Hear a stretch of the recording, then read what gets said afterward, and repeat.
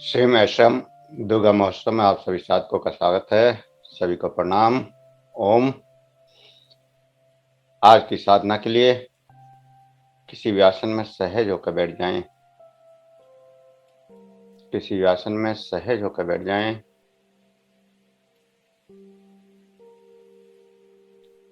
आंखों को कोमलता से बंद करें। हाथों को ज्ञान मुद्रा में रखें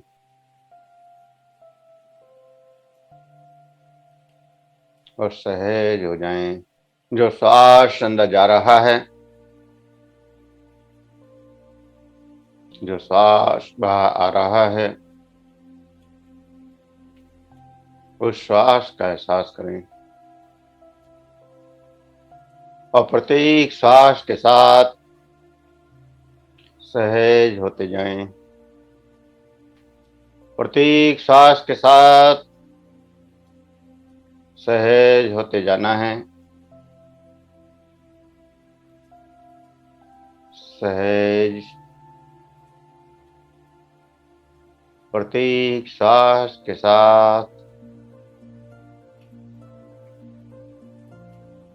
सहज होते जाना है।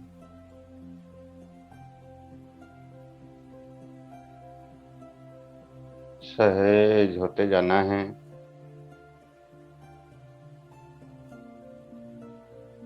सहज होते जाएं। शांत होते जाएं। प्रत्येक श्वास के साथ शांत होते जाएं और अपनी चेतना शक्ति को आज्ञा चक्र में ले जाएं।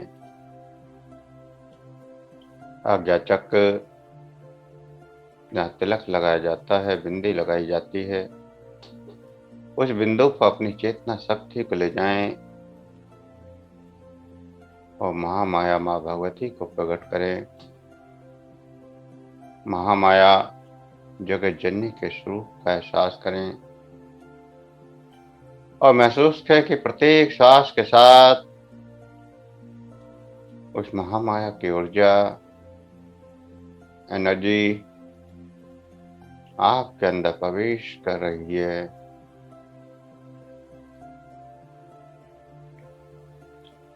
उस एनर्जी का एहसास करते जाएं। जो एनर्जी आपके अंदर प्रवेश कर रही है, सभी साधकों के अंदर जो एनर्जी प्रवेश कर रही है, वो एनर्जी महसूस करते जाएं। ये एनर्जी कंपन के रूप में, झंझनाहट के रूप में, ससाहट के रूप में या फिर सर्दी गर्मी के एहसास के रूप में, जिस भी रूप में आपके अंदर प्रवेश कर रही है, उस रूप में इस एनर्जी को महसूस करते जाएं।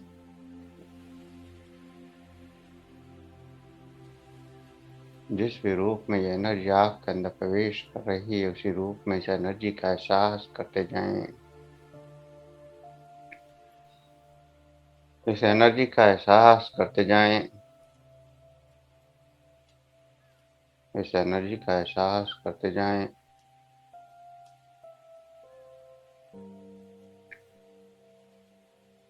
इस एनर्जी का एहसास करते जाएं।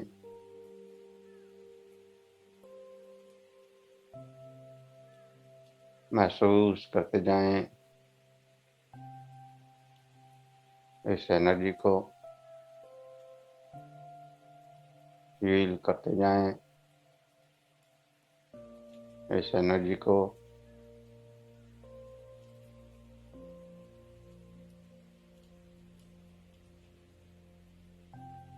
और इस एनर्जी की गहराई में डूबते चले जाएं। इस एनर्जी की गहराई में डूबते चले जाएं। अनंत गहराई में डूबते चले जाएं।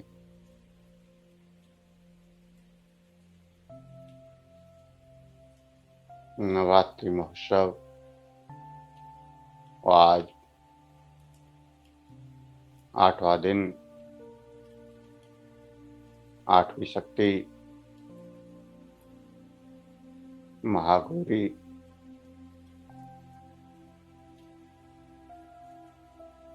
नवरात्रि में 8वें दिन महागौरी की उपासना का विधान है। इनकी शक्ति अमोघ और शांत फलदायिनी है और इनकी उपासना से भक्तों के सभी पाप खत्म हो जाते हैं। पूर्व संचित पाप भी खत्म हो जाते हैं और भविष्य में पाप संताप देने दुख उनके पास कभी नहीं आते। वह सभी प्रकार से पवित्र अक्षय पुण्य का अधिकारी हो जाता है जो महागौरी का ध्यान, स्मरण, पूजा, आराधना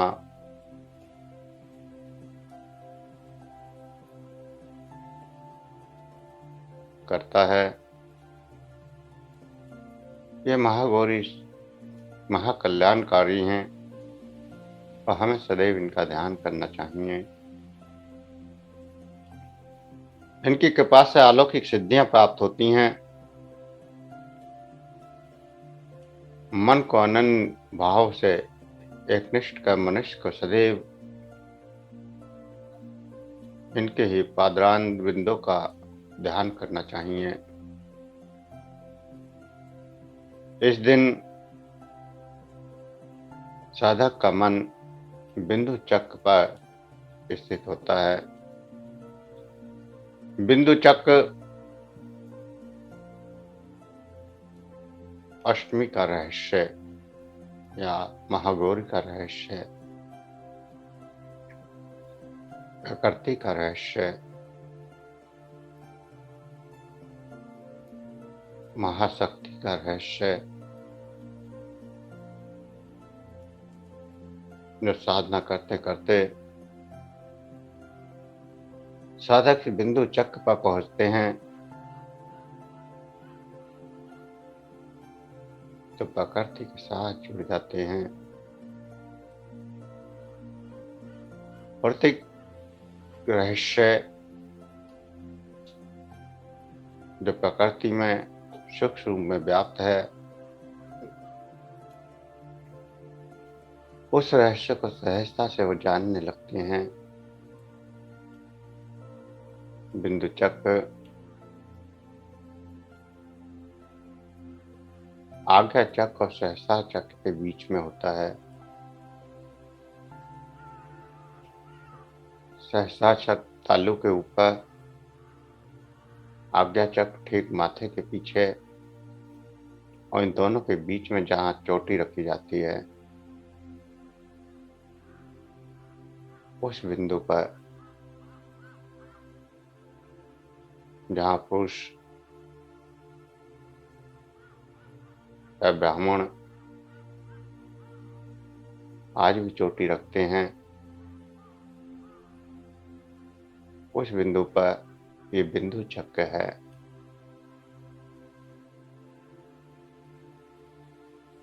दो चक्रों का वर्ण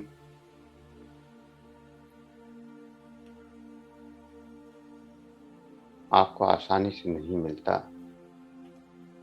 एक ललना चक्र और एक बिंदु चक्र, और दोनों ही चक्र अपने आप में अनंत रहस्य को छुपाए हुए हैं। बिंदु चक्र पूरी सृष्टि की रचना में सहायक है। इस सृष्टि के रहस्य को खोलता है कि कैसे सृष्टि का क्रम चल रहा है,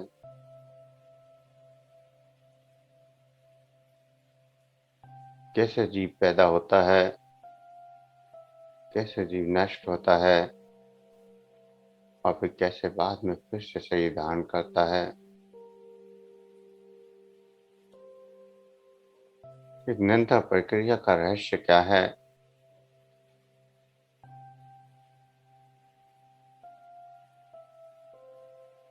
इस जीवन के आवागमन का सत्य क्या है? ये समस्त चेतनाएं कहाँ से जन्म ले रही हैं? कहाँ से प्रकट हुई हैं? कैसे वह शरीर धारण करती हैं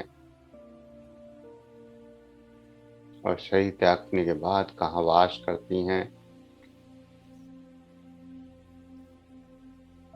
ऐसे सवालों के जवाब इस बिंदु चक्र पर पहुंचने पर मिल जाते हैं।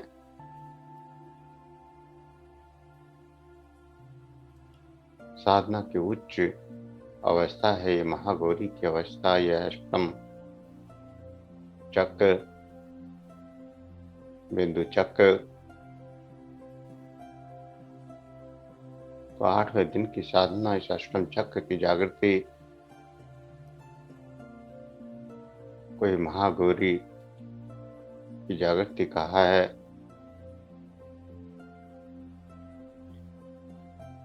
महागौरी भक्तों का कष्ट दूर करती हैं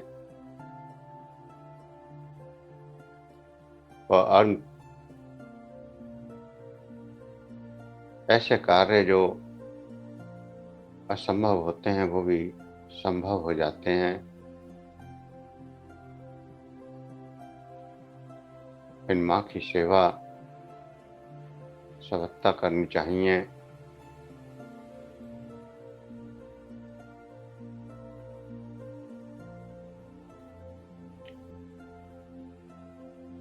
इनका वर्ण गौर है। इस गौरता की उपमा शंख, चंद्र और कुंद के कुल से दी गई है और इनकी आयु 8 वर्ष की मानी गई है। इनके समस्त वस्त्र एवं आभूषण आदि भी श्वेत हैं। महागौरी की 4 भुजाएं हैं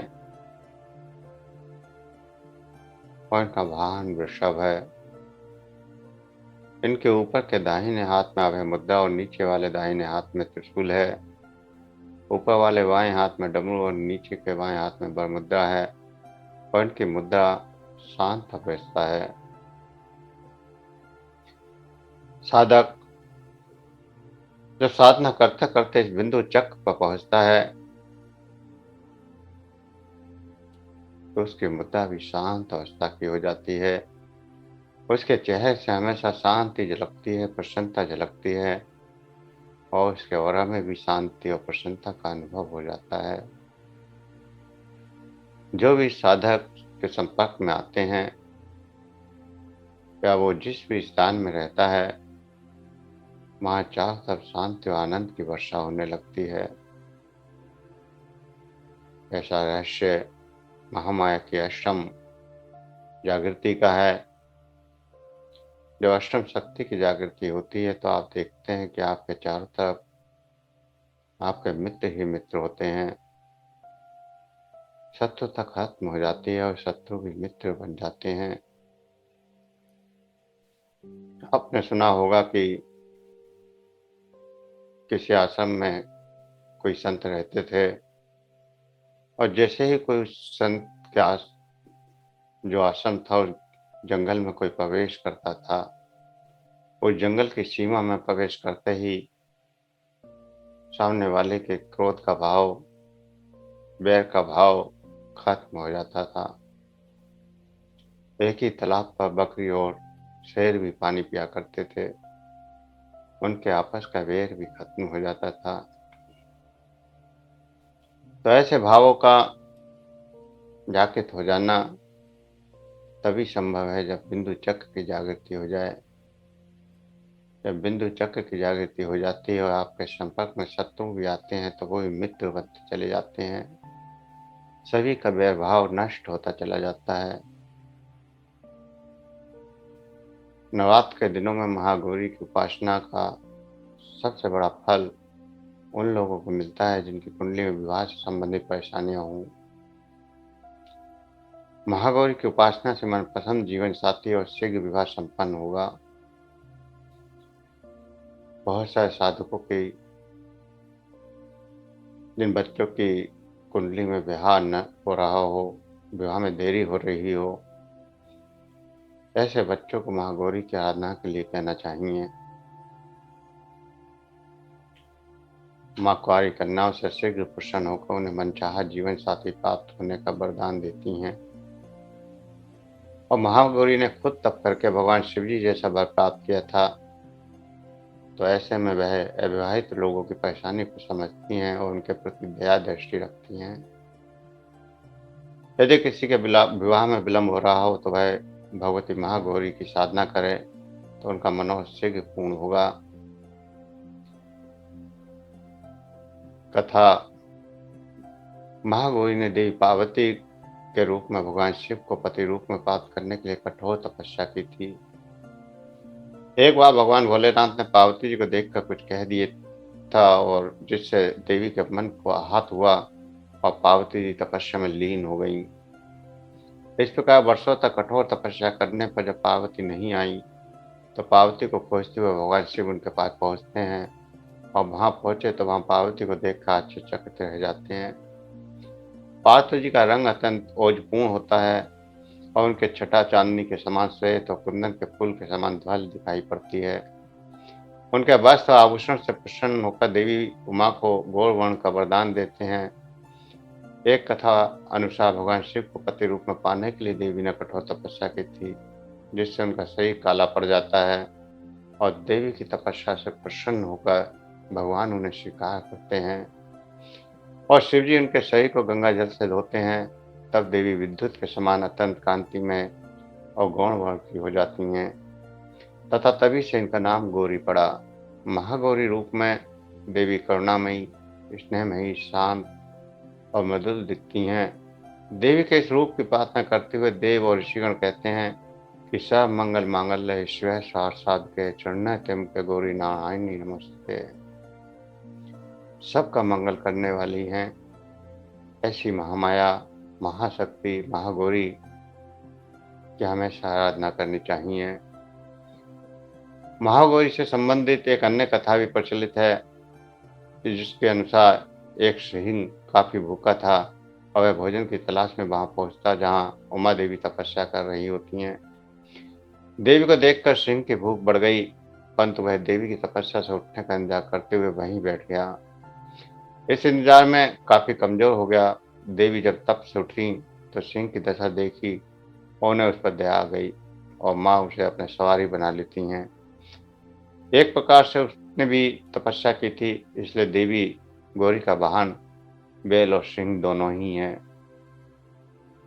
तो महागौरी का अर्थ वह रूप जो सौंदर्य से भरपूर है, प्रकाशवान है, पूर्ण रूप से सौंदर्य में डूबा हुआ है।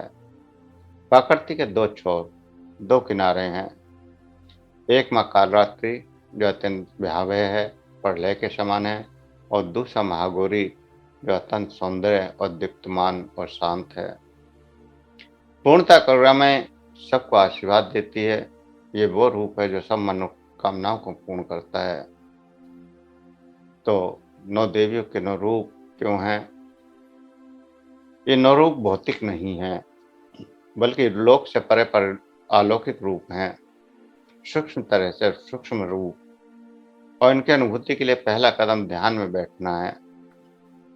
ध्यान में आप ब्रह्मांड का अनुभव करते हैं, इसलिए बुद्ध ने कहा है कि आप बस देवियों के विषय में बात ही करते हैं।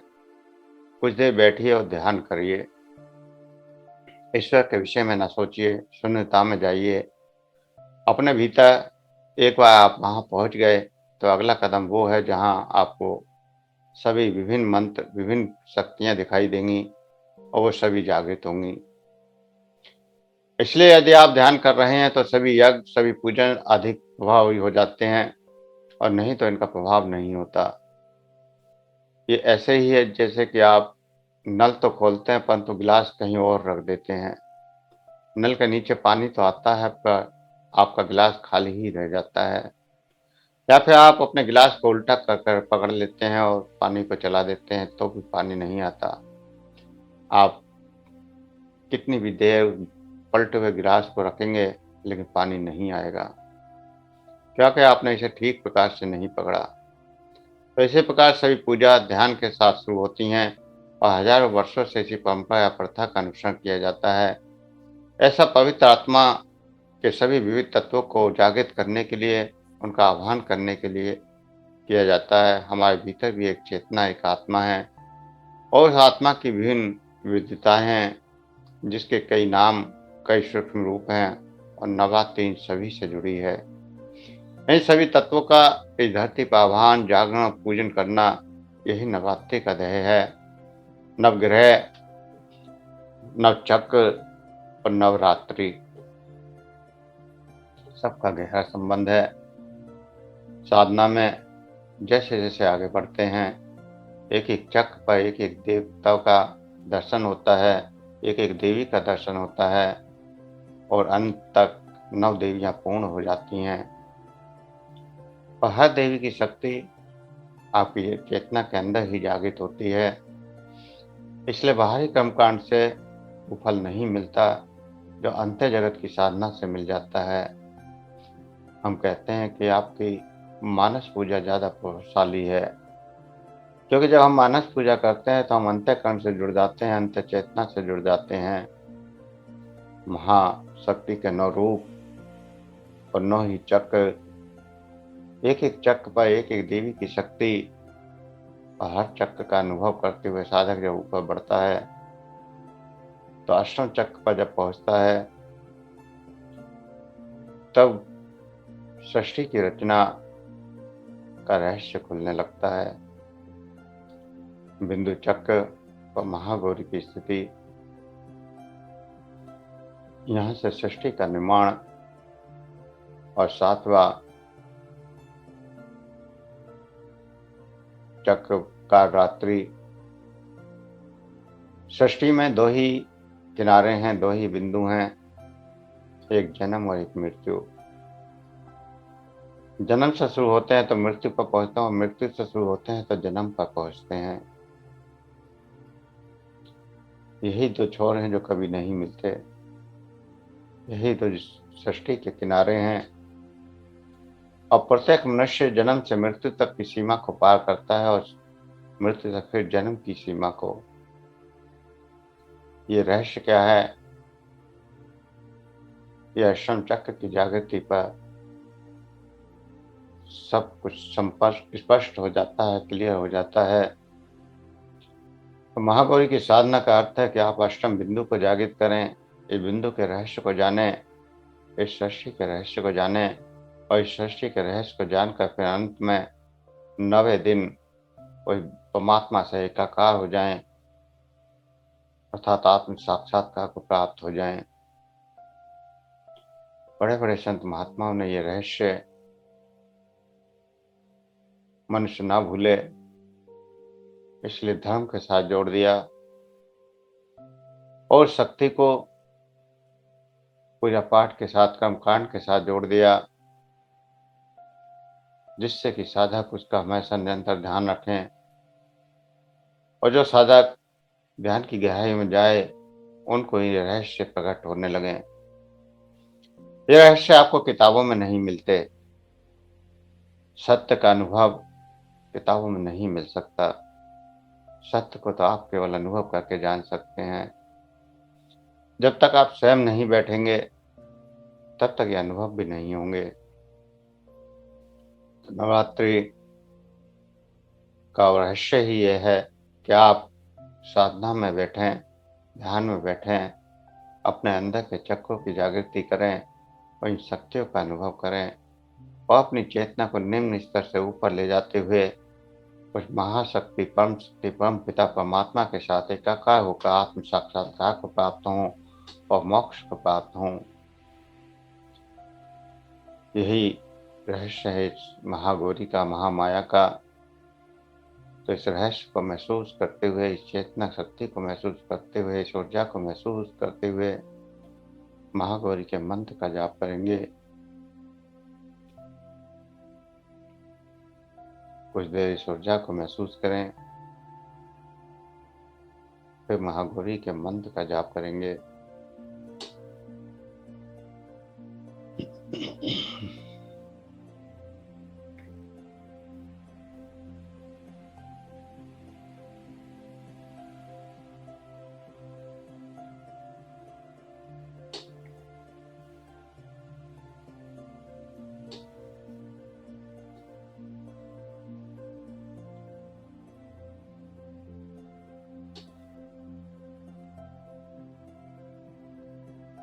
सहज इस ऊर्जा को महसूस करते रहें और इस ऊर्जा को महसूस करते हुए महागौरी का जप शुरू करेंगे। ओम ऐं ह्रीं क्लीं महागौरे नमः। ओम ऐं ह्रीं क्लीं महागौरे नमः। ओम ऐं ह्रीं क्लीं महागौरे नमः। ओम ऐं ह्रीं क्लीं महागौरे नमः। ओम ह्रीं क्लीं महागौरे नमः। ओम ऐं ह्रीं क्लीं महागौरे नमः।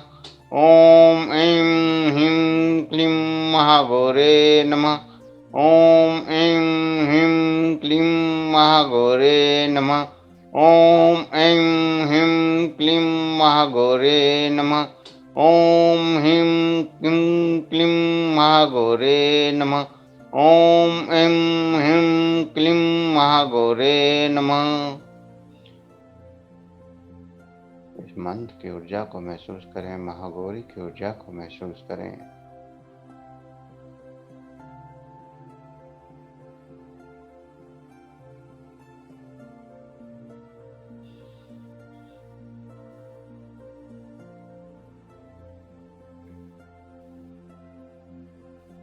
किसी मंत्र को जब हम बोलते हैं तो उसकी एक फ्रिक्वेंसी क्रिएट हो जाती है और वह फ्रिक्वेंसी उस शक्ति से हमें जोड़ देती है।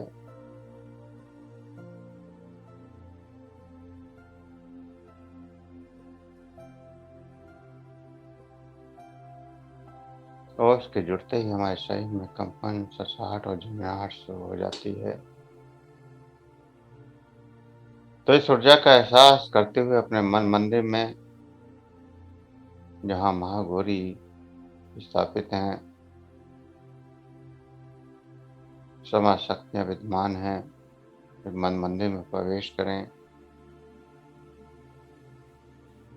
और देखें महामाया जगत जननी स्वर्ण आसन पर विराजमान है।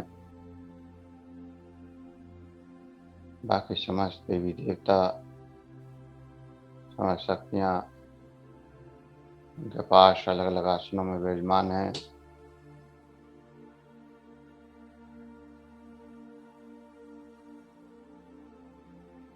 माँ सरस्वती, माँ काली, उमा दुर्गा, त्रिशक्तियाँ और त्रिदेव ब्रह्मा विष्णु महेश सभी यहाँ विराजमान हैं।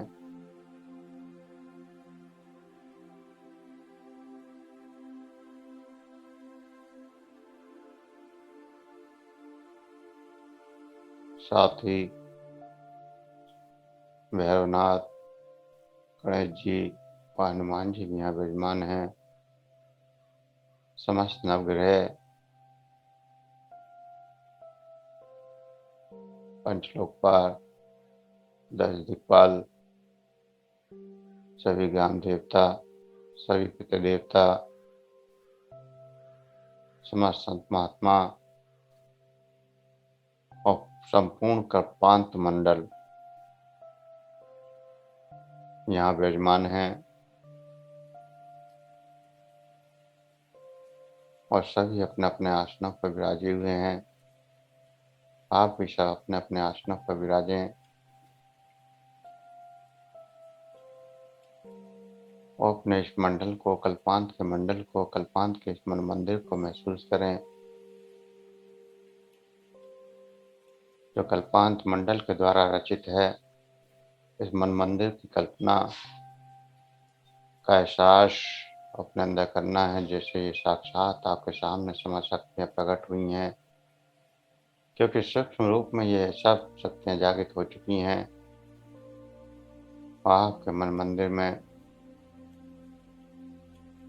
अनंत ऊर्जा का प्रवाह दौड़ने लगा है। ये समाज शक्तियों का प्रकाश महसूस कीजिए, समाज शक्तियों की ऊर्जा को महसूस कीजिए, ब्रह्मांड की समाज शक्तियों का प्रभाव इस मन मंदिर में महसूस कीजिए। माँ ज्वाला की अखंड ज्योत जल रही है और वायुदेव की अखंड धूप प्रज्वलित हो रही है। अनंत पशु इस प्रवाहित पर ब्रह्मांड में वायु देवता की धूप की खुशबू सर्वत्र पूरे ब्रह्मांड में व्याप्त हो रही है। ऐसा एहसास करें, कोई ज्योति के प्रकाश को महसूस करें, समाज शक्तियों के प्रकाश को महसूस करें और महसूस करें कि आपके सिंहासन के चारों ओर अनंत प्रकाश प्रज्वलित हो रहा है। आप सबको अष्टमी के दिन एक देवी सिंहासन इन समस्त शक्तियों के द्वारा प्राप्त हो रहा है।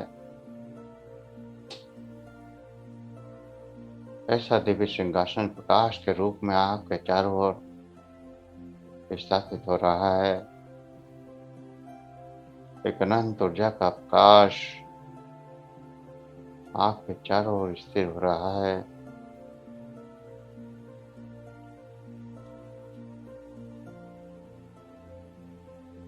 जिस भी कलर का ये सिंहासन है उसका एहसास करें।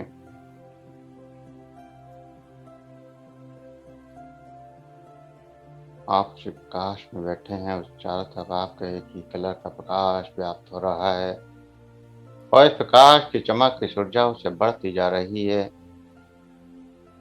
इस बढ़ती हुई चमक का एहसास करें और देखें सामने जो हवन कुंड रखे हुए हैं उसमें माँ ज्वाला की ज्योति प्रज्वलित हो चुकी है।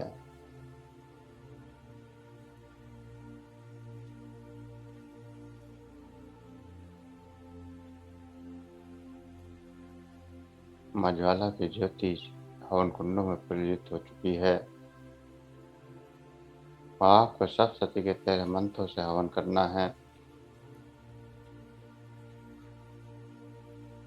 13 मंत्रों से 11 आहुतियाँ इस हवन कुंड में देनी है। प्रथम अध्याय की आहुतियाँ। ओम ह्रीं नमः। ओम ह्रीं नमः स्वाहा। ओम ह्रीं नमः स्वाहा। ओम ह्रीं नमः स्वाहा। ओम ह्रीं नमः स्वाहा। ओम ह्रीं नमः स्वाहा। ओम ह्रीं नमः स्वाहा। ओम ह्रीं नमः स्वाहा। ओम ह्रीं नमः स्वाहा। ओम ह्रीं नमः स्वाहा।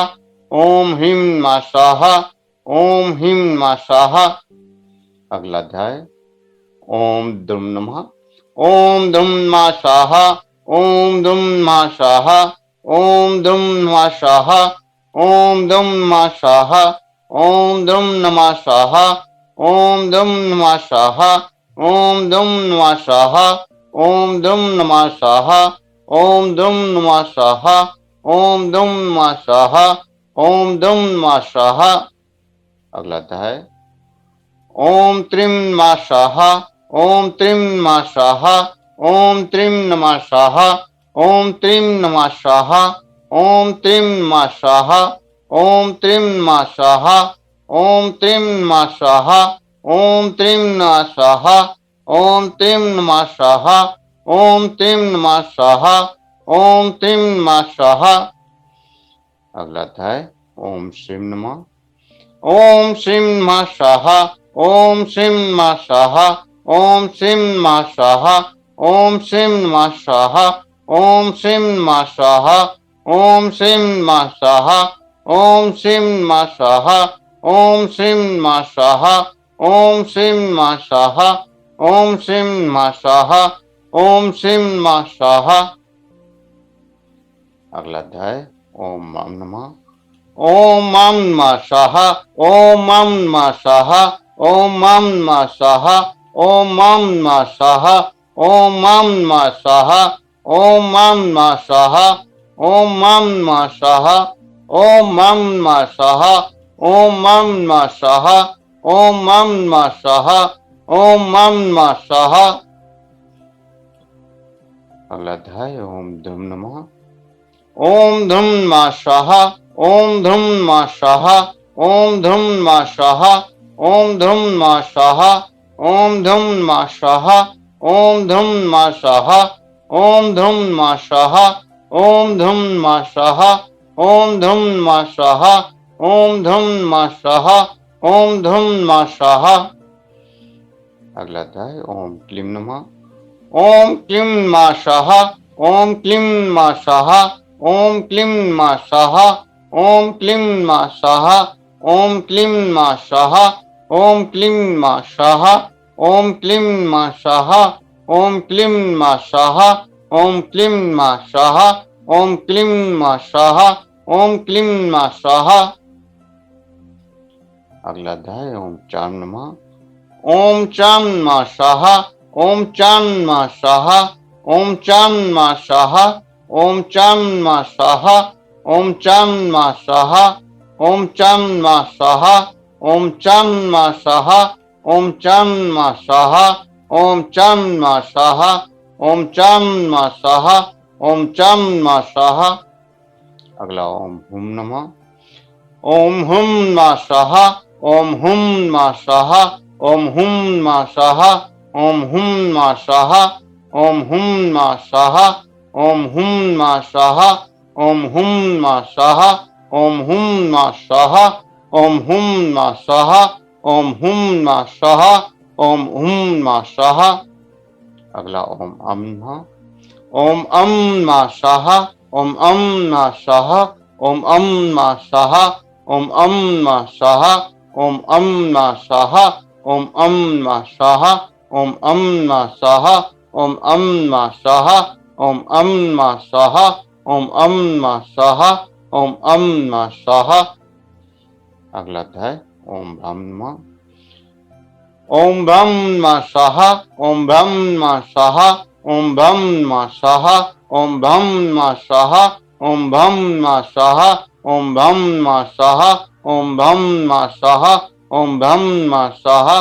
ओम ब्रह्म नमः स्वाहा। ओम ब्रह्म नमः स्वाहा। ओम ब्रह्म नमः स्वाहा। अगला अध्याय ओम ऐं नमः। ओम ऐं नमः स्वाहा। ओम ऐं नमः स्वाहा। ओम ऐं नमः स्वाहा। ओम ऐं नमः स्वाहा। ओम ऐं नमः स्वाहा। ओम ऐं नमः स्वाहा। ओम ऐं नमः स्वाहा। ओम ऐं नमः स्वाहा। ओम ऐं नमः स्वाहा। ओम ऐं नमः स्वाहा। ओम ऐं नमः स्वाहा। अगला अध्याय ओम बम नमः। ओम बम नमः स्वाहा। ओम बम नमः स्वाहा। ओम बम नमः स्वाहा। ओम बम नमः स्वाहा। ओम बम नमः स्वाहा। ओम बम नमः स्वाहा। ओम बम नमः स्वाहा। ओम बम नमः स्वाहा। ओम बम नमः स्वाहा। ओम बम नमः स्वाहा। ओम बम नमः स्वाहा। इस प्रकार 13 अध्याय की आहुतियां पूर्ण हुई और जो ऊर्जा जागृत हुई है, जो एनर्जी जागृत हुई है, उस एनर्जी को महसूस करें। इस ऊर्जा को महसूस करें, इस एनर्जी को महसूस करें, इस कंपन को महसूस करें, इन मंत्रों की शक्ति को महसूस करें जो आपके अंदर जागृत हुई है। इस ऊर्जा का एहसास, इस एनर्जी का एहसास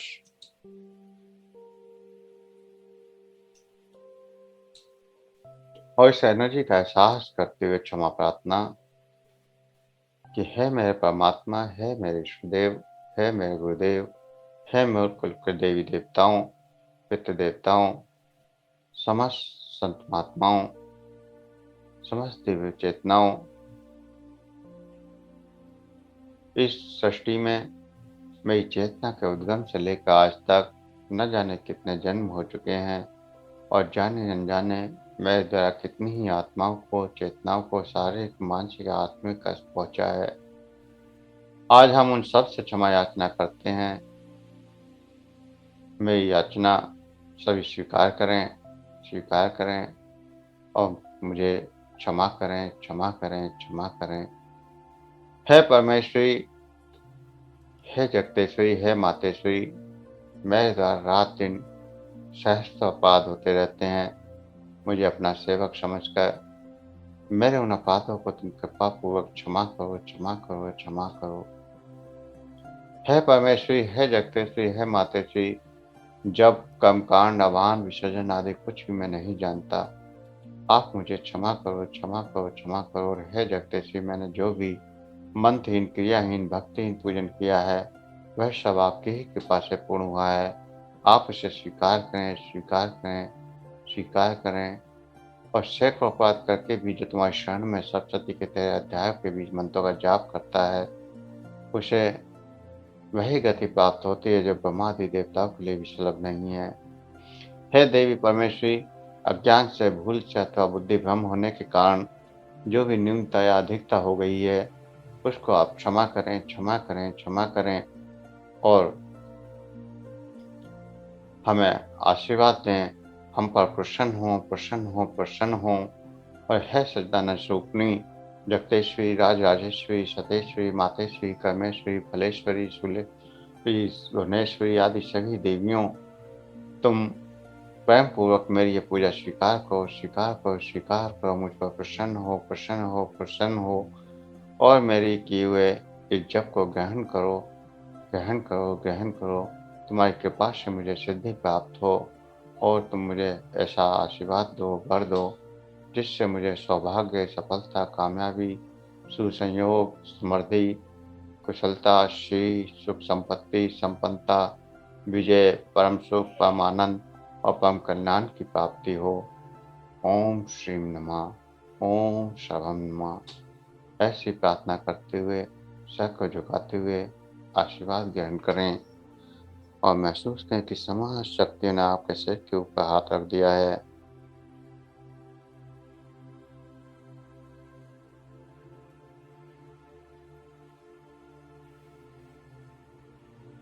और समस्त शक्तियों ने हाथ रखकर आपको कह रही हैं कि तथास्तु ऐसा ही होगा।